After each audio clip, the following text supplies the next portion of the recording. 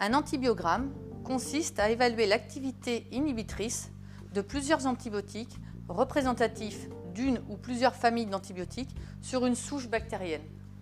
Donc l'antibiogramme se réalise à partir d'une souche pure.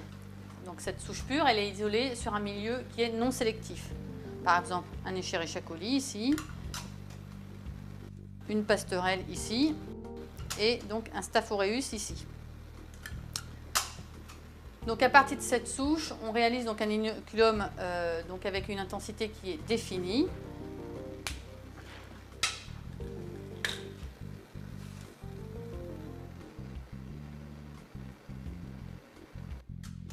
Selon la norme 4707, il est préconisé de réaliser une suspension à 0,5 McFarland, ce qui correspond à une concentration de 10 puissance 8 unités formant colonie par ml.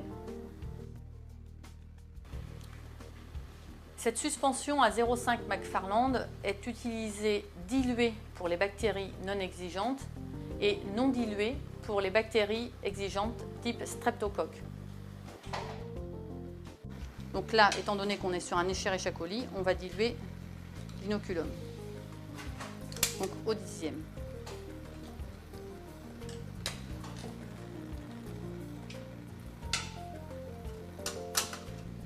Le milieu utilisé pour réaliser les antibiogrammes est le milieu de Muller-Hinton.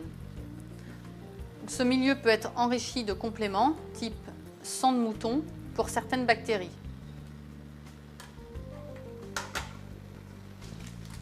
On prend ensuite la dilution à l'aide d'un écouvillon.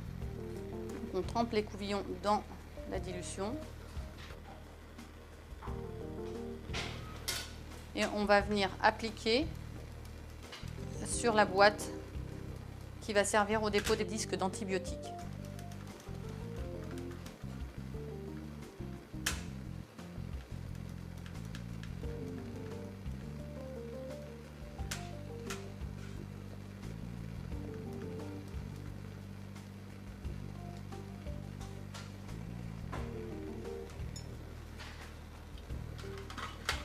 Une fois la suspension bien étalée sur la boîte de Muller-Hinton, on va déposer les disques d'antibiotiques qui sont nécessaires en fait pour l'antibiogramme de cette souche-là, donc là pour l'Escherichia coli.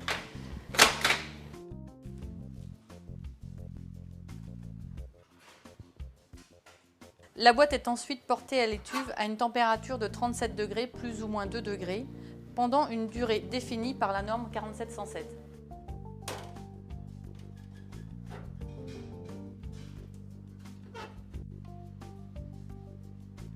Au bout de 21 heures plus ou moins 3 heures, on ressort les boîtes de l'étuve et donc on observe la croissance de la bactérie. On vérifie la densité de notre inoculum par la bonne confluence des colonies et la pureté de la souche.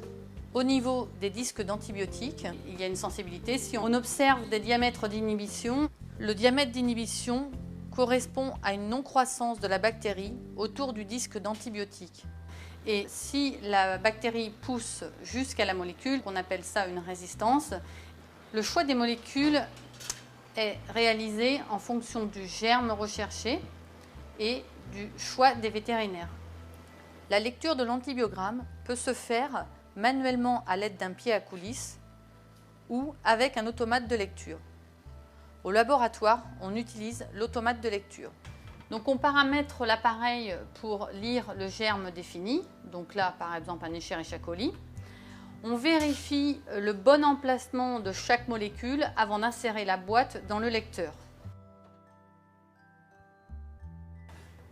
On peut également observer avec cette caméra les bactéries qui ont des particularités.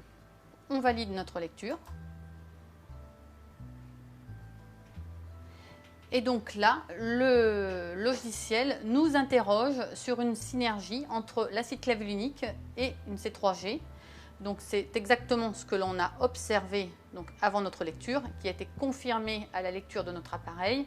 Et donc là, on peut bien mettre que oui, nous avons observé une synergie. Il nous est sorti une synthèse en fait de tous les diamètres lus et les catégorisations lues et interprétées. Le technicien a un rôle primordial car il doit vérifier la bonne corrélation entre ce qu'il observe à l'œil nu et ce qui est lu dans l'appareil. Cet outil nous aide donc à l'interprétation dans l'aide au diagnostic. Pour certaines bactéries, on observe des phénotypes particuliers. Exemple ici, pour cet Escherichia coli, on observe une BLSE, c'est-à-dire une bêta-lactamase à spectre étendu. On observe cette BLSE ici. On peut donc observer une synergie en bouchon de champagne donc entre le ceftiofur et l'amoxicilline plus acide clavulinique. Sur cette souche, on observe également une résistance à la tétracycline, ce qui induit une résistance à toutes les oxytétracyclines et chlortétracyclines. Également une résistance à l'acide nalidixique, qui induit donc une résistance à tous les fluoroquinolones.